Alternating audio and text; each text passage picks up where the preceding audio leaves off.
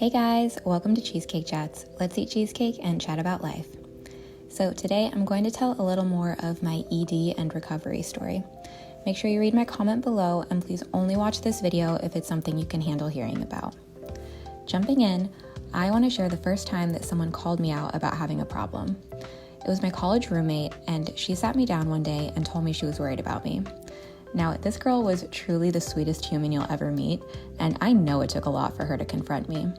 And I actually did admit to her that I was having trouble, and that was one of the only times that I ever owned up to it. I spent a lot of the next 5 years completely denying that anything was wrong. The next time it happened was a couple of weeks later when I was in the dining hall. And at this point, I was eating every meal alone because I didn't want to constantly come up with an excuse for why I had such a small amount of food, because that's embarrassing. But on that day, I made accidental eye contact with a friend across the room, and I knew I'd have to go sit with him or it'd be weird. So I put some extra food on my plate and went over there. But I knew right away I would not be able to eat it. I was literally holding a spoonful of food up to my mouth and I started panicking. I threw it back down onto my tray and ran crying out of the dining hall. My friend texted me a few minutes later and said that he was down in the lobby of my dorm if I needed someone to talk to. But I was just so mortified. And I think that's the first time that my problem really affected an interaction I had with a friend, but it definitely was not the last time. EDs reach a certain point where it's nearly impossible to have friends because it's hard to hang out with someone who never leaves their house because they're terrified of the mere possibility of having to eat food.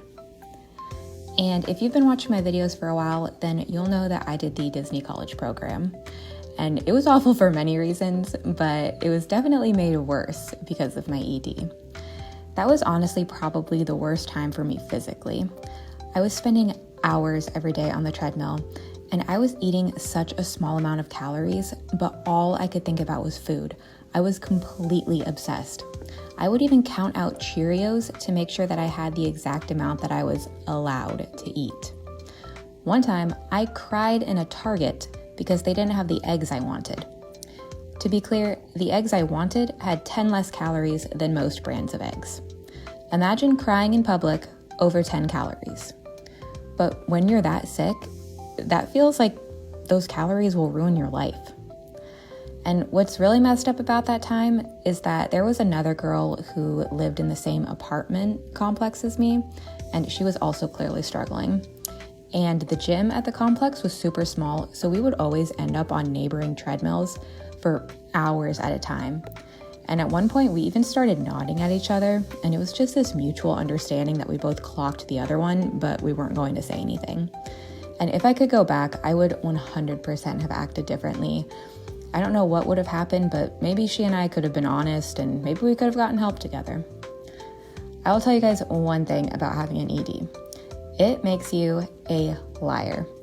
I lied so much about food. I told everybody all the time that I had severe allergies, so I had an excuse not to eat. I would say I'd already eaten so that I didn't have to get food at a restaurant or at somebody's house. I would say that I hated certain foods, even though I knew that I loved them. But of course, the biggest lie of all is when I told people I was fine and I didn't have a problem. You couldn't have waterboarded that truth out of me. And in fact, I said it so much, I started to believe it. Sorry if this video was a bit scattered, but I do have so much more to talk about when it comes to my story. If you guys have any particular questions, I would be happy to answer them. I'm really an open book. I post new Cheesecake Chats twice a week, so make sure you give me a like and a follow so you don't miss an episode.